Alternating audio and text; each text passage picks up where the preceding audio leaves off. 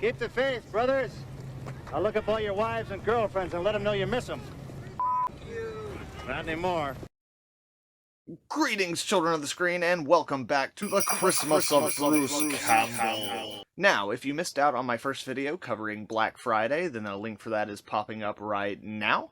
And if you'd like to go back and check out my coverage of the iconic Bruce Campbell franchise, The Evil Dead, there's also a link for that popping up right now. So, when I first decided to do the Christmas of Bruce Campbell, what I really wanted to do was go back through his filmography and find specifically holiday-themed movies and episodes of his television shows, because this year he has two holiday movies coming out, Black Friday, as I mentioned before, and One Night in December, the Hallmark movie, which I'll be covering at the very end of this series. However, as I started diving into his back catalog, I started to realize that there's not actually a lot of holiday stuff there. But Bruce Campbell is one of my all-time favorite performers, and I was not going to miss out on the chance to talk about some of his work, and I figured since there's not really a lot of holiday stuff, what I would focus on instead is some of his more obscure works. And today's film definitely is the embodiment of that. This is one of the few films of Bruce Campbell's that I have heard talked about very, very rarely, and that is an absolute shame, and I'm very excited to talk about it. So without any further ado, let's dive into Running Time. Running Time is a crime drama thriller filmed on a budget of $130,000, released in 1997 with a runtime of 70 minutes. Directed with a story by Josh Becker, director of Thou Shalt Not Kill Except, and Alien Apocalypse, as well as multiple episodes of Hercules, Xena, and Jack of All Trades. With a screenplay by Peter Choi, and a cast that includes, but is not limited to, Bruce Campbell, Jeremy Roberts, Annetta Barone, William Stanford Davis, Gordon Jensen Noyce, and Art LaFleur. Right on, children of the screen. So, Running Time is a film that stars Bruce Campbell as a convict who, while in prison, got on the good side of the warden, eventually becoming the foreman of his laundry business, which basically he's been using the prison as pretty much slave labor in order to make quite a bit of money for himself. And in this time, getting on the warden's good side, he's learned a lot of the ins and outs of this laundry business. And despite telling the warden that after learning all of this on his release, he's going to go out and start his own laundry business, in fact, what he's been doing is figuring out where the money the warden has been making off of all of this is going, and he has planned a heist for the very same day that he is released, where he's going to go with a friend and steal that money for himself. This film is designed to be an indie festival darling, shot in black and white with a style that is very evocative of something that you might recognize from like Birdman or things of that nature, where it is a series of long takes designed to make you feel as if you're watching one uninterrupted take. And that is both an aid and a detriment to this film at different times. So we're going to go ahead and dive into this and discuss the different aspects of it, and just like previously, we're going to start with the things that this film does exceedingly well. So, first off, I want to talk about the cast and the performances in this film. Now, outside of Bruce Campbell, this film is cast with an array of character actors who have definitely done solid work in the past, but they're not people who have been in big movies to the point where you're going to immediately recognize them. Now, they give amazing performances in this movie, and the fact that they're not as recognizable as some other actors that you've seen is actually a huge benefit to this movie, because it does not distract you. Like, you're really able to believe these characters in these situations and go along with them in a way that is very satisfying and really helps you engage with the film and the characters on a very base level that is mandatory to this film working. And as I said, Bruce Campbell is the most recognizable actor in this film, apart from maybe LaFleur, who plays the warden of the film. You've definitely seen him in a bunch of stuff, but he's really only in one scene in the movie, and again, he plays his role quite well. Now, the thing that's nice about Bruce Campbell in this movie, while you definitely know Bruce Campbell and you've seen him in many things, in fact, if anything, it's probably the reason why you're watching this movie, what's nice is the fact that this is not Bruce Campbell as we're used to seeing him. In this film, there's no ham. There's no cheese. This is just pure, raw, Bruce Campbell, 100% leading man acting prowess, and it is absolutely fantastic. I cannot overstate this enough. I've watched almost everything Bruce Campbell has ever done, everything I can get my hands on, and out of everything I have ever seen, this is the crowning achievement of his performances. This is the best acting I've ever seen this man do. He swings for the fences in this. In the moments where he needs to be subtle and underplayed, he does that excellent. In the moments where he needs to be smarmy and cocky, he is, but not in the way that we've seen in other Bruce Campbell movies. It is a complex character that he just expertly executes in every single moment, and it keeps you gripped. And despite the fact that this is not necessarily a likable character, the fact that he is so real and so stripped down really endears you to him in a way that makes you emotionally invest in his story, and it is just absolutely fantastic. And all the performances across the board are up to that level.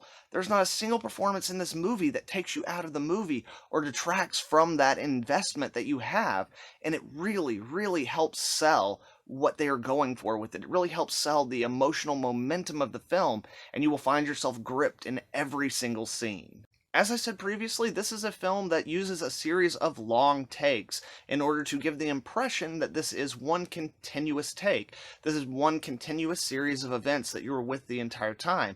And within these long takes, it is executed masterfully for the most part. There are very few moments that bring you out of it. And I have to say that these long takes, the performances are excellent in them, the camera work is excellent in them, and they are so well executed that it really helps you, again, invest in the rising tensions of the story that's happening for all its ups and downs, the whole roller coaster ride. It just sells it so well. And the escalating tension in this movie is just excellently done. And that escalating tension that I mentioned is, again, excellently done. Yes, the camera movements in this movie are kind of frenetic, and they're very handheld, and they're very almost kind of docu-style. But in the sequences where the tension does rise and things start to get heated, these movements really accentuate that tension, and every beat of dialogue is captured on camera in a way to make you just inch forward on the edge of your seat and feel the tension between the characters coming to a head. It is just absolutely brilliant in its use of these long takes, and it's very, very rare that I have seen a film that does this as well as Running Time does. And to the next point, as I said, the film is quite emotionally gripping. Now, I have to be honest, this film, like many films in the crime thriller genre, it uses a series of tropes and what you might even call cliches of that genre to perpetuate itself. However, because of the performances, none of these ever feel like tropes. They never pull you out of the film. They never feel like cliches. Yes, there's a heist. The heist goes wrong, as it does in most of these movies.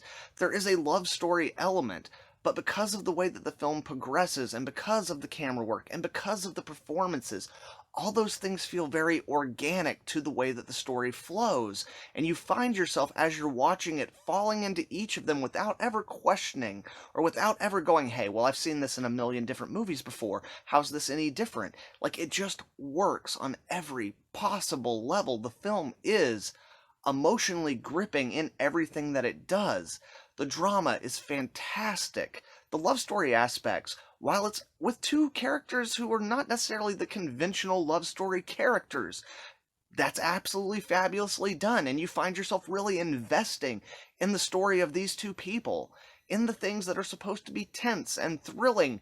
They are. You have these chase sequences that happen in the film, and yes, there is a certain element where at times you might be able to tell that the cast members are moving a little bit slower than they would in a real-life situation in order to accommodate the camera crew, because keep in mind, this movie's made in the 90s. Camera gear is not what it is today. It was much heavier, it was much bigger, it was much bulkier. But in those sequences, it still doesn't lose any of the power that it's trying to hold you with.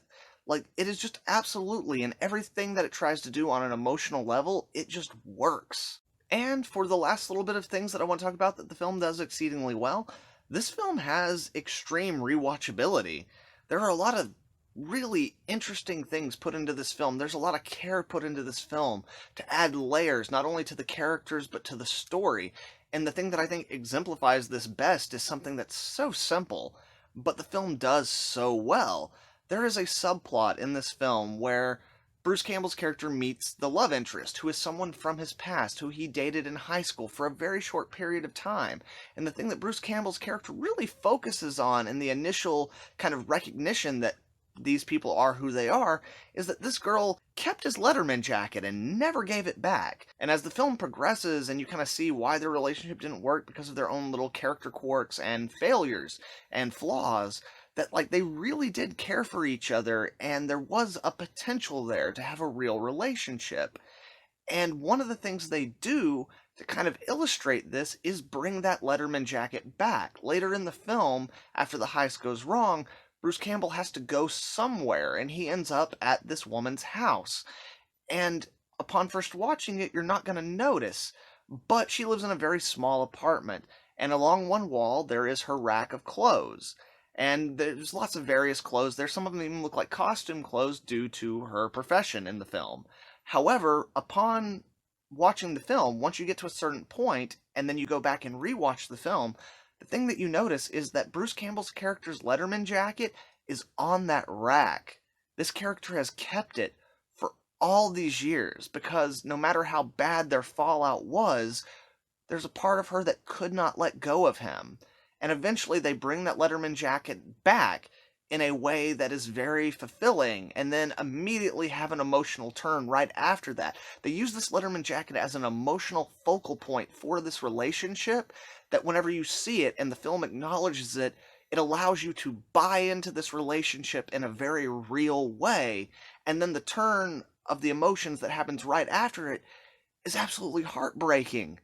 And it's such an amazingly good subplot and payoff despite being so simple. And that, in a lot of ways, exemplifies what this movie does. Like, the movie does a lot of very simple things that are done very, very well. And they're done in a way that just really drives home the purpose and the point. There's nothing in this movie that's frivolous. There's nothing in this movie that is without purpose.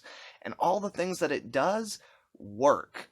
And that is something that very few movies, very, very few movies, especially low-budget indie films like this, can pull off in such a fantastic way.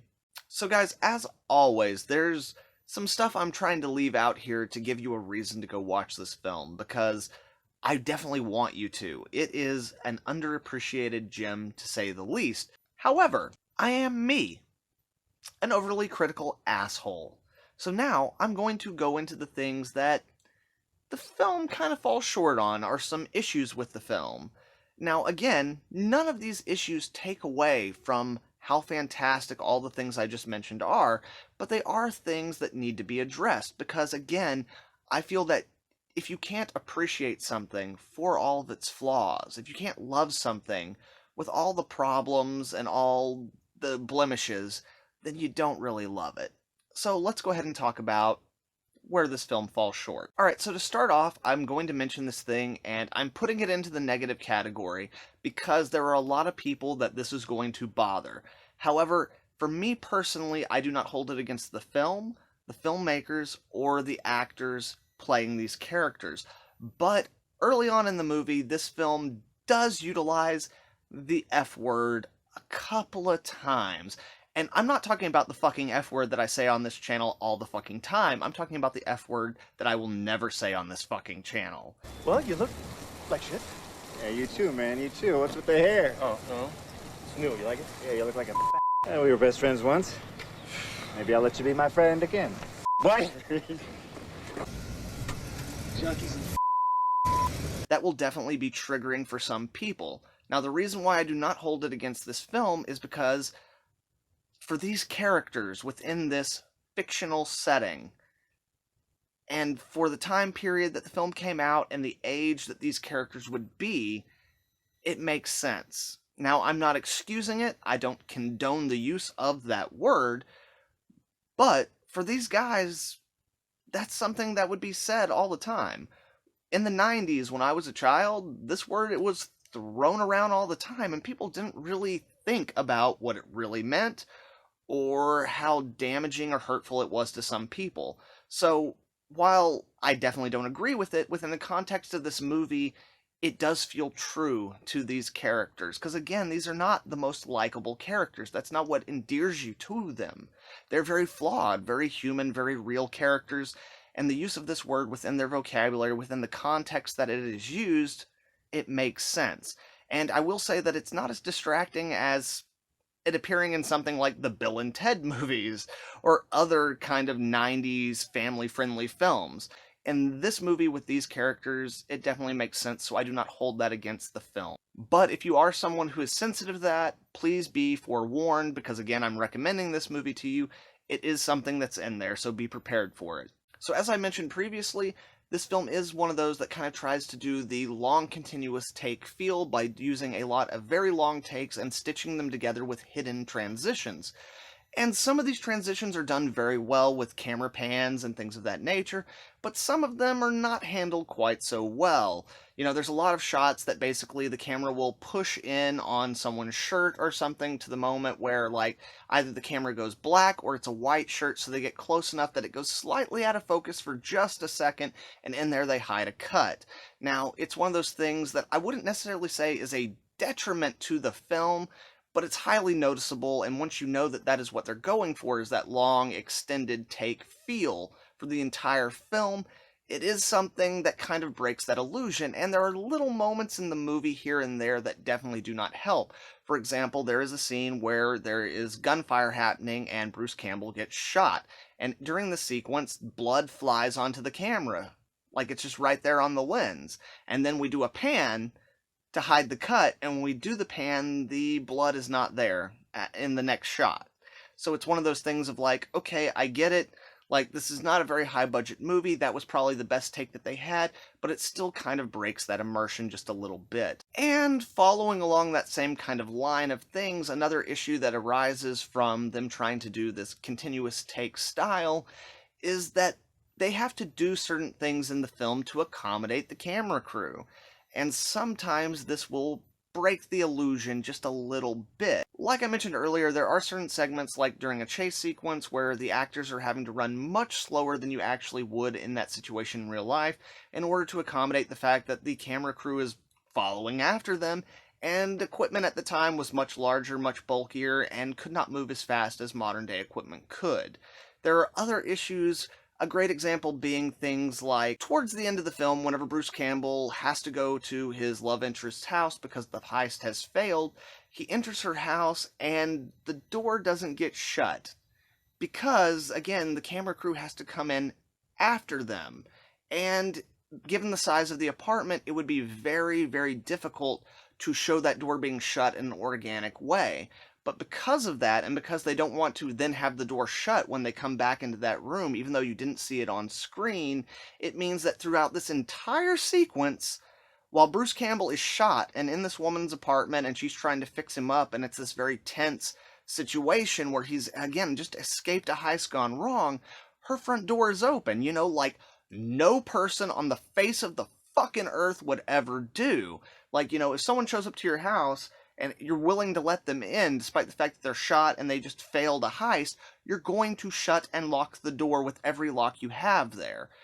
But again, that's not really something that you can do because it just doesn't work with the camera crew there. There's too many different moving parts going on. And again, this is not something that completely ruins the film, but it's definitely something that when you're watching it might pull you out of it just for a moment before you're pulled back into the story and the development of these characters' relationship. Another issue that you might find with the film is that the audio quality in places is very hit or miss.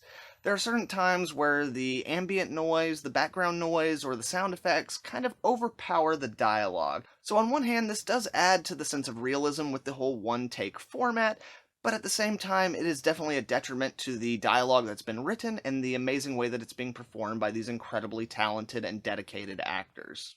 And once again, a flaw in the technical department is, as the film goes on, there are definitely a few shots that are definitely a little bit soft in terms of focus. Now, there's really only one scene where this actually distracted me as I was watching the film, And from watching it a couple of times, I have to say that I really think that this particular take was used because it had the strongest performances. And again, when you're doing the kind of long takes and camera work that they're doing, this is just gonna happen, especially again with the equipment that was available to them back in 1996 whenever they shot this film. You know, it's not as advanced or as easy to use as the equipment that we have today. So yes, there's going to be some moments where the focus is a little bit soft, and in this one particular scene I'm speaking of, it's mostly a dialogue scene between the two love interests, and I have to say that while the focus is definitely soft and it's a little bit distracting, the performances are absolutely fantastically brilliant. And I have to assume that the reason why that particular take was used is because despite the fact that the focus was soft, it was the best take for performance. And again, this is a film that while, yes, the whole one-take format is a very big deal, the performances are what sell this movie all the way through. You know, it's not actually the kind of technical mastery of the film that makes it work. It's the performances. And I have to say, like, if I were the editor or the director in the editing room trying to put this film together and I had the take they used as opposed to another couple of takes that, yes, were in focus, but the performances weren't quite as strong, I also would have gone with this take.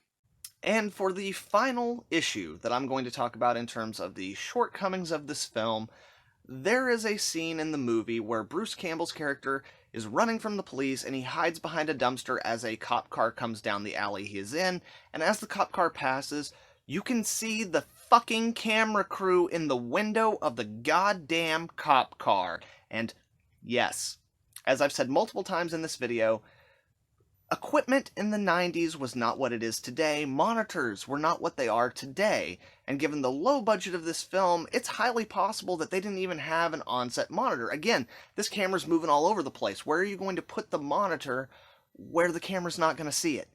So I still, on some level, understand that this is something that most likely was completely missed until they got into the editing room, and then they just have to kind of deal with it. However, that still does not excuse it. These are people, even the director of this film, he's been making movies for a long time. Glass reflects things. You're in the middle of the day in Los Angeles, where the sun is going to hit that window and you're going to get a reflection. So this is literally, in the entirety of the film, the only technical issue with the movie that I find to be absolutely unforgivable. Yes, there's a lot of things that happen in a movie where, like, you just gotta keep moving, you just gotta keep shooting, and there's a lot of things that sometimes kind of get lost. And if this film were made today, again, I'm sure they would have noticed it on the monitors, and even if they didn't, with CGI and what we have now to work with, fixing that in post-production really wouldn't be that big a deal. But it's still a problem, and it is the biggest thing in this movie that threatens to pull the audience out of what is an extremely well-executed and immersive experience. Right on, children of the screen. So, those are the pros and the cons, no pun intended, of this film. And I do have to say, despite those things that I mentioned in the negative comments, this is an absolutely fantastic movie. This is the greatest underappreciated gem of Bruce Campbell's career.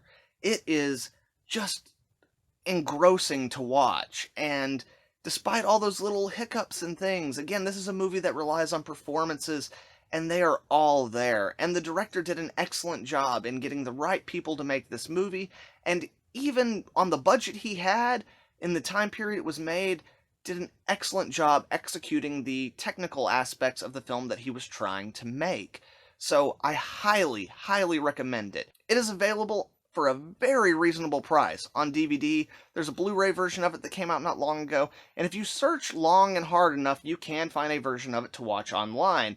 But again, because this is such an underappreciated movie, and the director of this film is such an underappreciated director, I highly, highly urge you to seek out a physical copy and buy it, just to show your support and to show your appreciation. Like, this is the kind of film that shows the potential that Bruce Campbell's career could have had, like the heights he could have reached. Bruce Campbell is just as capable an actor as any of the other people from his generation that became A-list stars, and he deserved it so damn much, and I have to imagine that that's why this role was written for him, was to show off what that man could really do when he wasn't getting blood thrown on him, or he wasn't having to do Three Stooges gags, or wasn't having to, just kind of play the ham bone cheese ball that we all love him to be. And again, don't get me wrong, I love all that stuff. I love Bruce Campbell, and I love the career that he's had. Even the films that he's made that I think are not good, I still enjoy watching so freaking much. Again, this is the same director who directed Alien Apocalypse, a film I mentioned in my Black Friday review, because that is not a good movie, but it is enjoyable as fucking hell. But damn, man, when you watch this movie, you really, for the first time, get a true sense of the range and talent that Bruce Campbell has. And I am so glad that I got to watch it. And again, this is something that I'd seen when I was much younger and didn't really appreciate. And now that I'm older and I have a background in filmmaking and I can really watch it and appreciate it for everything that it is, I'm so glad that I tracked this film down and that I'm covering it for the Christmas of Bruce Campbell and that I got to share it with all of you guys. But, children of the screen, have you guys seen this film? What'd you think of it? Let me know down in the comments below, and if you like this video, then please leave a like and share it with some friends. Also, if you're not subscribed to the channel, make sure to subscribe so you can check out all the rest of the awesome Bruce Campbell content I'm going to be coming out with in the Christmas of Bruce Campbell. Next week, we're going to be diving into the comic books to check out Evil Dead 2, Merry Deadite Christmas, because what would a Bruce Campbell month be without a little look at something Evil Dead? Thank you guys very much for watching. I really hope you enjoyed this video, and I really sincerely hope that you track down Running Time and add it to your collection. Thank you very much, children of the screen. Hope you all have a good one. Nerd scum.